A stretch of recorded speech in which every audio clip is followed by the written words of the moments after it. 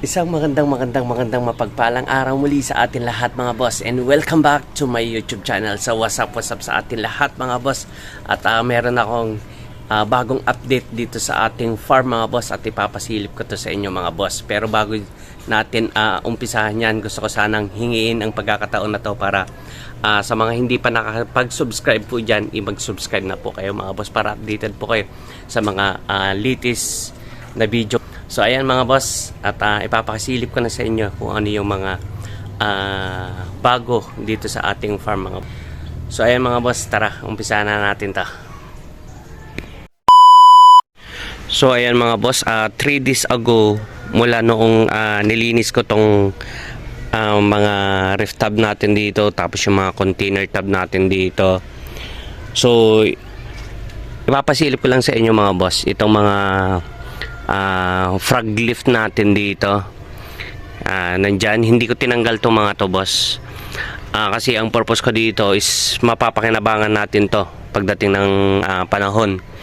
So bali itong mga duckweed is nagagamit din natin to doon sa pakain ng crayfish mga boss.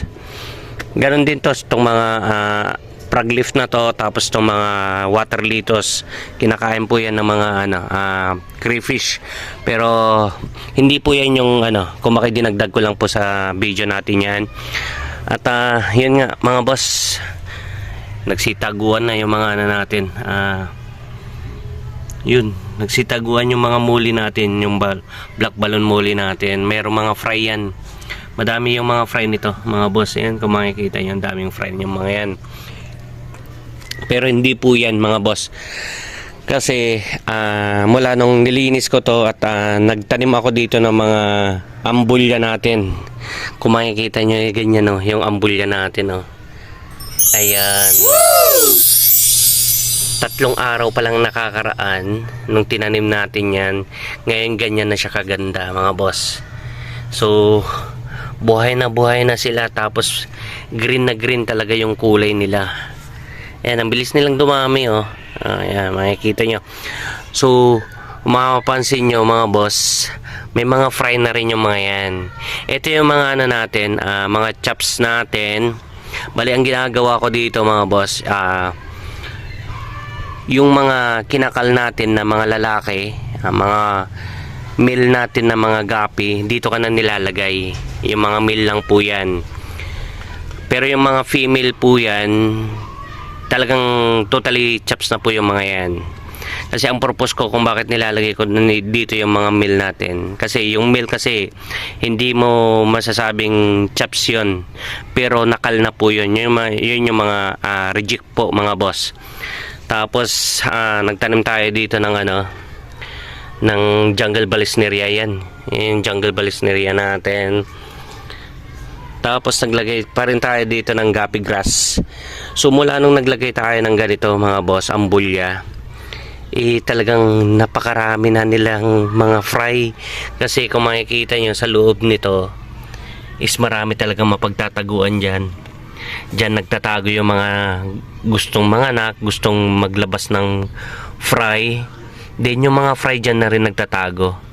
So bago sila kainin ng mga mas malalaki sa kanila, kung kakainin sila or nagugutom yung mga malalaki nating isda, nakakatago na sila kaagad yung mga fry. Tapos hindi lang yan, ito, ayan din, ganun din. Tapos naglagay din tayo dyan ng mga dwarf na jungle balisneria. Yan yung dwarf natin. Ito kasi yung mga malalaki na jungle balisneria. Tapos ito yung mga dwarf. Ayan. Tapos ganun din, may ambulya dito. Tapos mayroon din kabumba dyan.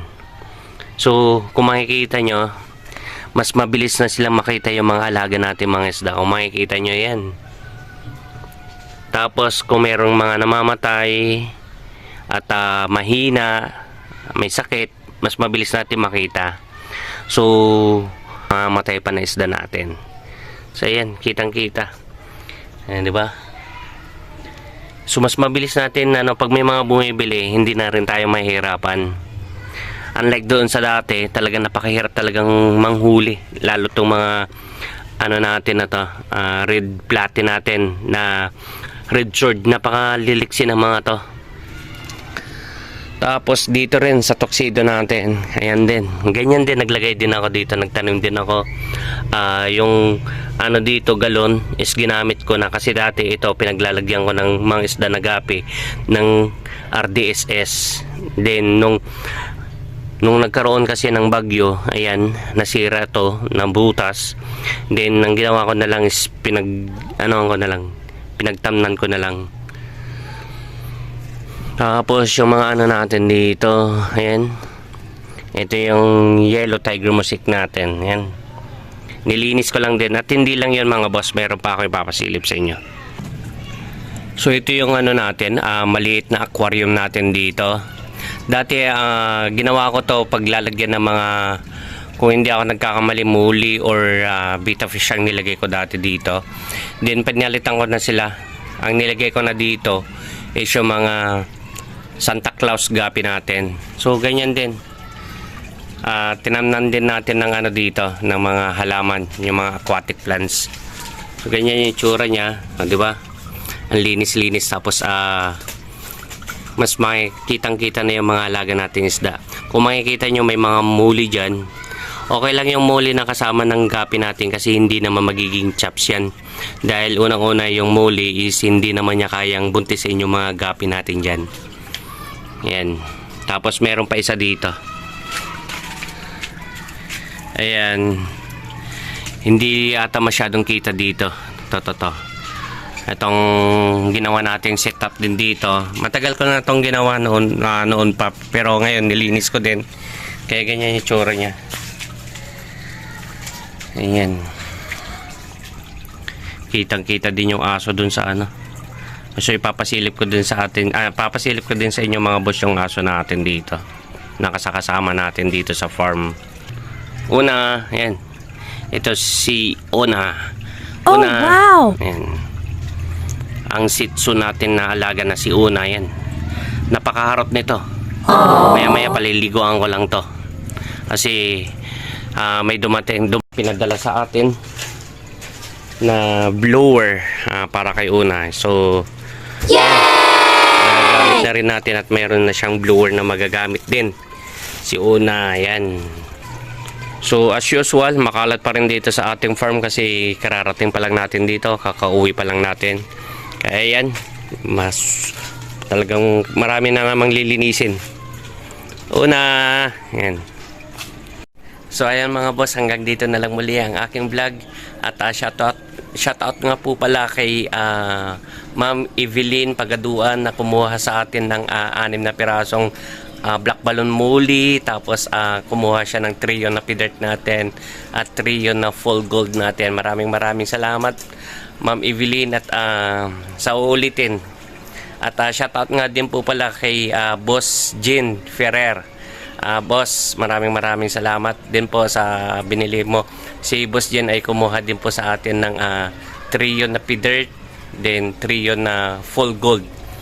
Mahilig din po siya mag-alaga ng mga isda. Kaya yan. Hanggang dito na lang muli. At ako yung nagsasabi sa inyo, mabuhay kayo hanggang gusto nyo. Happy fish out. Alright, paalam.